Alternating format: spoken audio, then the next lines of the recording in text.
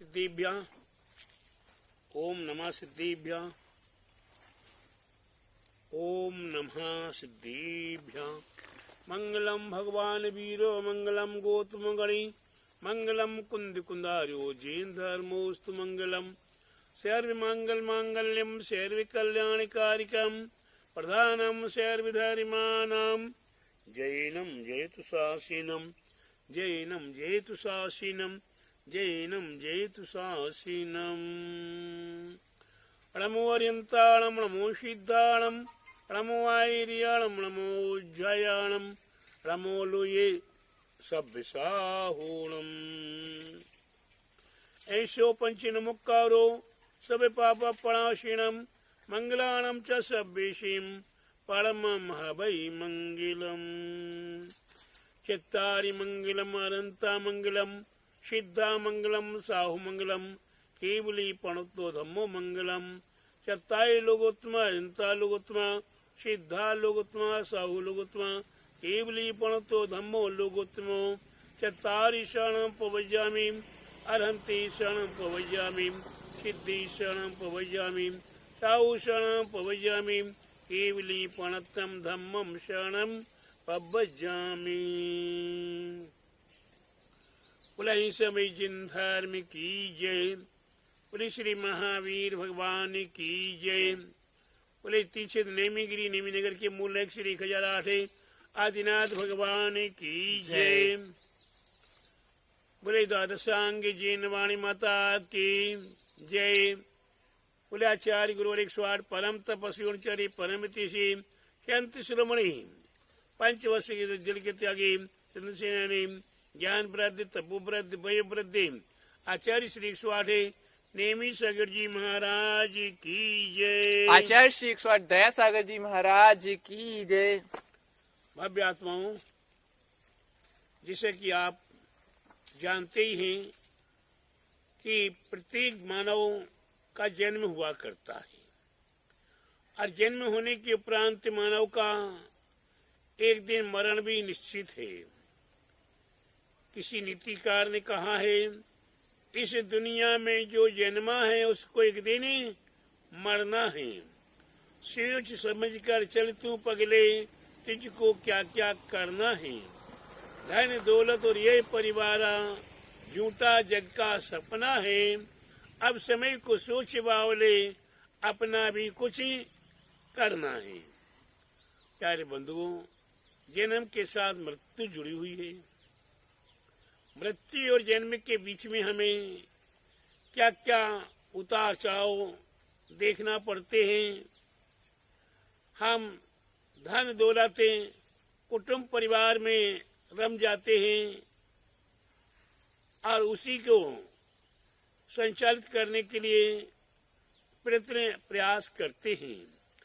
इन सबको करते हुए भी अपने आप को भूल जाते हैं। तो अपने आप को संभालने के लिए हमें निर्देश दिया है। हमें क्या किया हमारे आचार्यों ने? अपने आप को संभालने के लिए निर्देश दिया है। भैया अपने आप को संभालो। क्यों? कि अगर हमने अपने आप को नहीं संभाला तो हमारा जीवन व्यर्थ है। इस जमीन पर हमें, पृथ्वी पर हमें पशु तुल्य हैं या बोझ हैं। तो प्यारे बंधु, अगर हमें अपने आप को संभालना है तो हम कैसे संभालें? तो हमारे आचार्यों ने मंत्र संस्कार बताया है। क्या बताया है? मंत्र संस्कार है। ये गर्भगृह में आता है बालक के, तब संस्कार हुआ करते हैं। जन्म होने के प्राण संस्कार हुआ करते हैं। जन्म होने के 1.5 महीने बाद पुनः संस्कार हुआ करते हैं। और इसी प्रकार से संस्कार विधि आपके जीवन में 16 संस्कार विधि बताई गई है। आपके जन्म से लेकर मृत्यु तक के सारे मंत्र संस्कार हैं। लेकिन हमने आज तक मंत्रों को जानने का प्रयास ही नहीं किया। प्यारे बंधुओं, मंत्र आ आ ई ई उ उ री री ली री ई उ उ अम्हा, ये बीजाक्षर हैं। का खा गा घा घा, चा छा जा झाना, टा ठा डा आदि, ये प्रत्येक अंक और अक्षर हमारे आपके लिए क्या है? बीजाक्षर हैं। 1 2 3 4 भी ये सभी बीजाक्षरों में आ जाते हैं। तो प्यारे बंधु, ऐसे बीजाक्षरों सहित मंत्र हुआ करते हैं। एक ओम शब्द है। इस ओम शब्द में कितना रहस्य छिपा हुआ है। तीनों लोग छिपे हुए हैं,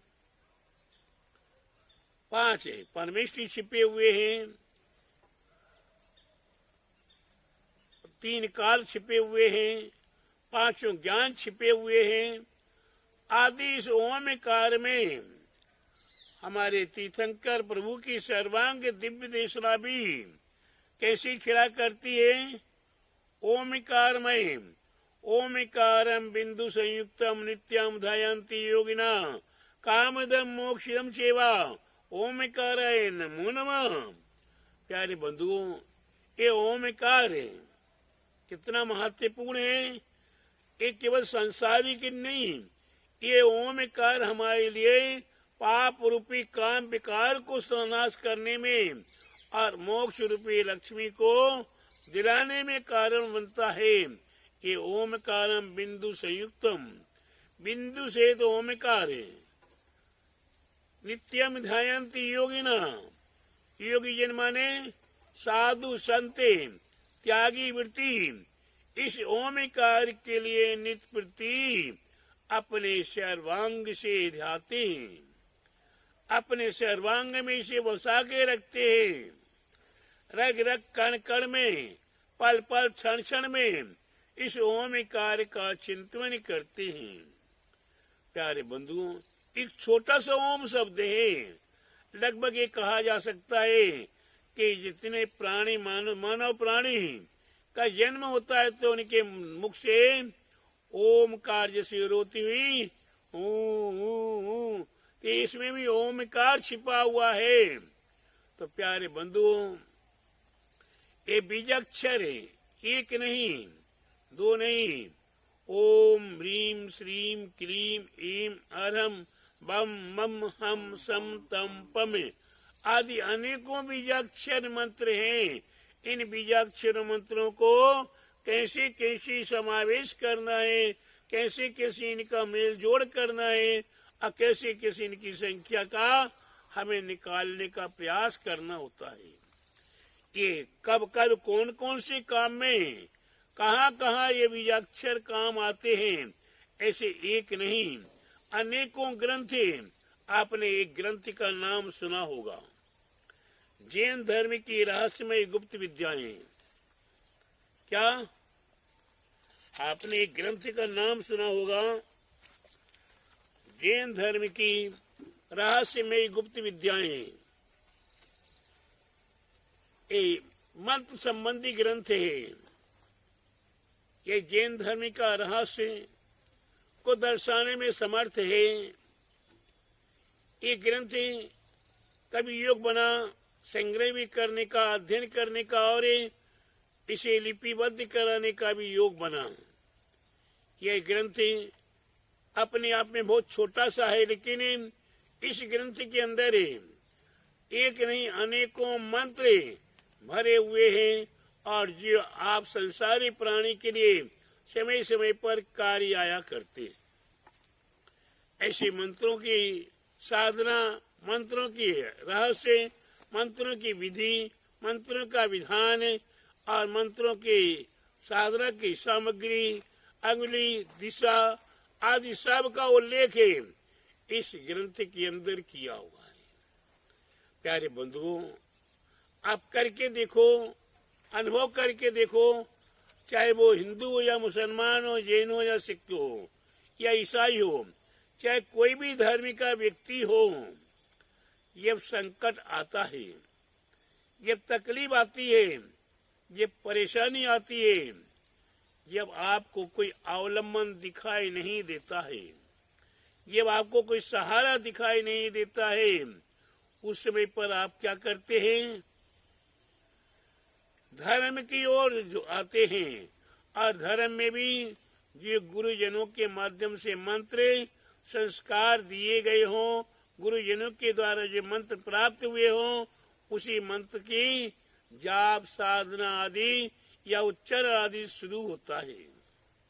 प्यारे बंधुओं, ये मंत्र शास्त्र कब कहाँ कैसे आपका सहारा बनता है, तो आप ग्रंथराजों को देखिए, ग्रंथराज को जानिए, और ग्रंथराज के जानने के उपरांत आप उसमें आपके नाक में दर्द हो रहा हो सो, आपकी आंखों में दर्द हो रहा हो तो, पेट में दर्द हो रहा हो तो, कमर में दर्द हो रहा हो तो, खांसी छींक आ रही हो तो, फोड़ा फुंसी उत्पन्न हो रहे हो तो, बुखार एक दिन 2 दिन छोड़ के आता है, या आपके लिए मुख आदि में रोग हो गया है, गंड में रोग हो गया है, या और भी अनेकों प्रकार के रोग जो आपके लिए आपके जीवन में सताया करते हैं।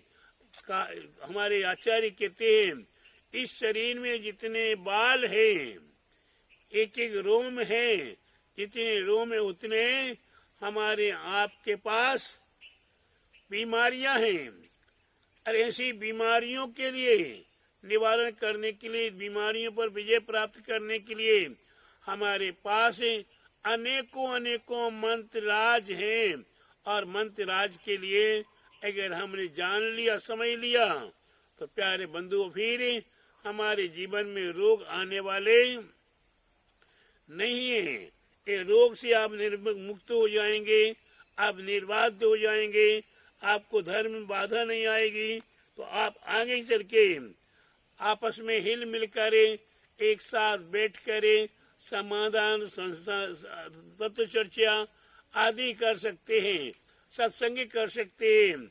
सत्संग जब ही हो पाएगा जब आपस में एक दूसरे के प्रति शिव की भावनाएं हों। मैत्री भाव जगत में मेरा सब जीवों से नित्य रहे, ऐसी भावना रहेगी तो आप चाहे उसे वशीकरण कहो, और चाहे उसे मैत्री भाव कहो, और चाहे संगठन कहो, क्योंकि धर्म संगठन के साथ ही अच्छे से हुआ करता है। एक शंका एक समाधान हमें अनेकों व्यक्तियों के माध्यम से मिला करते हैं। यह हम केवल मात्र ग्रंथ पढ़ के नहीं प्राप्त कर सकते, वह हमें तत्व चर्चाओं के माध्यम से, संगठन के माध्यम से प्राप्त हुआ करता है। उसी प्रकार से हमारे आपके जीवन में बाप भला ना भैया, सबसे बड़ा रुपया। हमें धन की आवश्यकता पड़ा करती है। हमारे लिए धन कहाँ से मिले, कैसे मिले? हमारे पूरे पाप कर्म के उदय से हमें धन की प्राप्ति नहीं हो पा रही है। हमारे लिए लाभांतराय कर्म का क्षयोपशम नहीं हुआ है, तो हमारे लाभ नहीं हो पा रहा है। जब लाभांतराय कर्म का नाश हो जाता है तो हमारे लिए लक्ष्मी की प्राप्ति, तो लक्ष्मी की प्राप्ति के लिए हमें लाभांतराय कैसे हमारा दूर हो, तो हमारे मंत्र साधना कर लेनी चाहिए।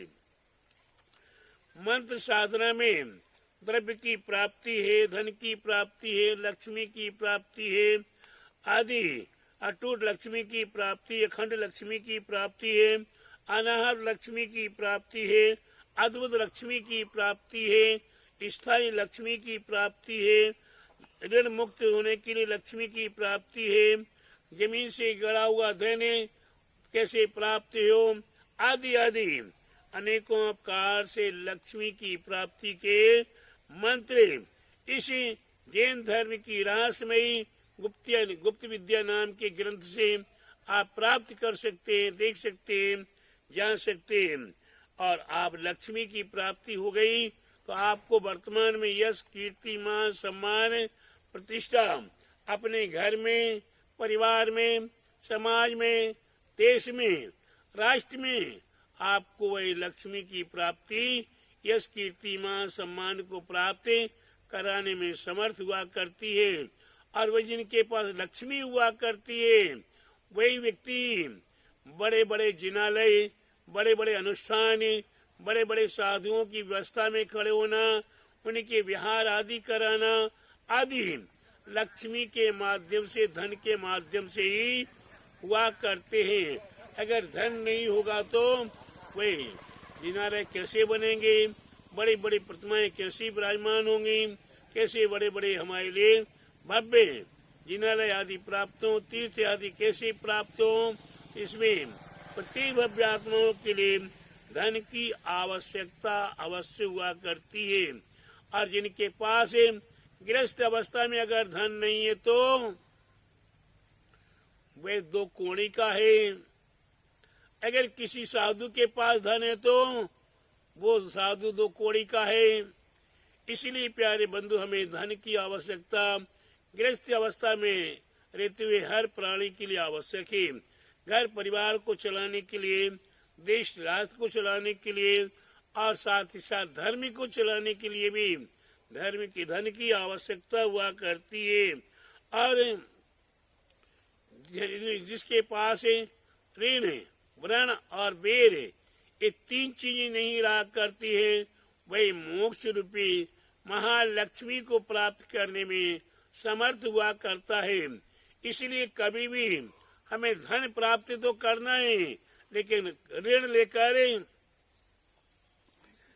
ऋण लेकर हमें धन इकट्ठा नहीं करना है। हमने ऋण ले लिया, चुकाना नहीं है, ऋण ले लिया, चुकाना नहीं है, तो वो ऋण हमारे लिए आए नहीं, कल नहीं, परसों। जब हमारे लिए मुक्ति रमा को प्राप्त करने के लिए हम तत्पर खड़े हुए हैं और मुक्ति रमा भी खड़ी हुई हमें वर्ण करने के लिए, लेकिन ऋण अगर बाकी है तो वह हमें मिलन नहीं होने देगी। इसलिए ऋण, और वह भी आज का 1 रुपया ऋण में लिया हुआ कालांतर में असंख्यात गुना और कालांतर में अनंत गुना उसकी संख्या निरंतर वृद्धिगत हुआ करती है, जिसे कहते चक्रवर्ती, महाचक्रवर्ती ब्याज। तो प्यारे बंधु, हमें ऋण लेने की आवश्यकता नहीं है, और जिन्हें लिया हो वह ऋण शीघ्र चुकाकर अपने जीवन को सार्थक करें। और साथ ही साथ एक विशेष बात और बताए देते हैं, जिन भव्यों ने, जिन भव्य आत्माओं ने, जिन महापुरुषों ने, जिन धर्मात्मा पुरुषों ने अगर अपने जीवन में